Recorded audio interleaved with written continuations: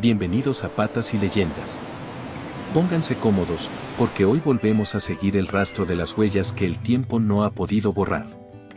En el corazón de la prefectura de Miyagi, emerge del Pacífico una pequeña isla llamada Tashirojima. Para el turista desprevenido, es un santuario de ronroneos y fotografías virales.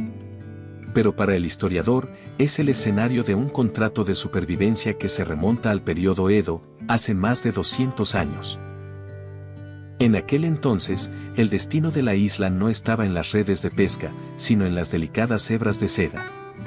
La cría de gusanos de seda era el motor económico de Tashirojima, pero había un enemigo silencioso y voraz, los ratones.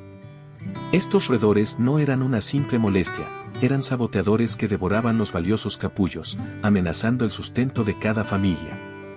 Fue así como los gatos llegaron a la isla, no como mascotas de compañía, sino como una fuerza de élite biológica. Eran los guardianes de la industria textil, y su presencia era tan vital que se prohibió la entrada de perros en el territorio, una ley que, siglos después, sigue vigente para proteger la paz de sus soberanos actuales. Pero el respeto por el felino dio un giro hacia lo místico debido a una tragedia que marcó la memoria colectiva. Cuenta la crónica local que un día, mientras los pescadores recogían piedras pesadas para anclar sus redes, una de ellas se desprendió accidentalmente, golpeando a uno de los gatos que merodeaba el muelle en busca de restos de pescado. El animal murió en el acto. El líder de los pescadores, abrumado por la culpa y el respeto hacia sus aliados, no se limitó a un entierro común. Decidió honrarlo como a un igual, como a un ciudadano de pleno derecho. En el punto más alto del camino que conecta los dos pueblos de la isla, construyó el Nekojinja, un pequeño santuario dedicado a la deidad felina. Desde ese momento, el gato dejó de ser un simple trabajador para convertirse en un amuleto viviente. Los marineros empezaron a observar meticulosamente sus orejas, su pelaje y sus juegos, convencidos de que el comportamiento del gato podía predecir las traicioneras tormentas del Pacífico y la dirección de los bancos de peces. La ciencia moderna nos habla de la sensibilidad felina a los cambios de presión atmosférica, pero en Tashirojima, esto es mucho más que biología, es una conexión espiritual forjada en el mar. El paso del tiempo trajo consigo la modernidad y, con ella, el inevitable éxodo rural. En la década de 1950, 1000 personas habitaban estas costas. Hoy, el silencio de las casas vacías es absoluto, apenas quedan unas pocas decenas de humanos, la mayoría de avanzada edad.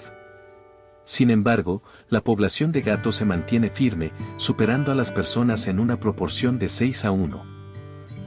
Los habitantes restantes cuidan de ellos con una devoción casi religiosa, compartiendo las capturas del día, sabiendo que mientras los gatos permanezcan, el alma de la isla seguirá latiendo. Incluso la naturaleza ha puesto a prueba este vínculo. En marzo de 2011, tras el devastador gran terremoto del este de Japón, los supervivientes narraron un hecho asombroso. Gran parte de la colonia felina había abandonado los muelles para refugiarse en las zonas altas mucho antes de que el tsunami golpeara la costa. A pesar de los daños en las infraestructuras, la comunidad sobrevivió, reforzando la leyenda de sus protectores silenciosos. Si alguna vez sientes la llamada de este lugar y decides seguir estas huellas en persona, debes saber que Tashirojima no es un parque temático. Para llegar, deberás embarcar en un ferry desde el puerto de Isinomaki, un viaje de casi una hora hacia lo remoto. Una vez allí, entrarás en su mundo bajo reglas estrictas. Está prohibido llevar perros, no se permite alimentar a los gatos fuera de los puntos designados para no alterar su salud, y cada rincón del santuario debe ser respetado con silencio. Podrás ver las curiosas cabañas con forma de gato en el área de Manga Island, pero recuerda que aquí, tú eres el invitado en un reino antiguo. Tashirojima se enfrenta hoy al desafío de la despoblación, pero sus calles siguen llenas de ojos brillantes que vigilan el horizonte. Porque aquí, la historia no la escribieron los reyes, sino los guardianes de la seda y el mar. ¿Y tú, crees que los gatos realmente tienen ese sexto sentido para predecir lo que nosotros no vemos?